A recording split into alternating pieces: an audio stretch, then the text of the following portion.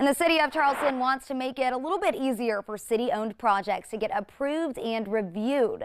The city has had to go through a lengthy process to build facilities like fire stations in suburban areas and is working to speed some things up. Now, a new ordinance would allow some public projects to be completed a little bit faster, which saves taxpayers money in the long run. Developments will still undergo extensive review before the design phase gets underway, but then city staffers will carry out follow-up reviews instead of sending them back to the board. The change only applies to city projects in commercial quarters and will not impact the historic downtown Charleston area.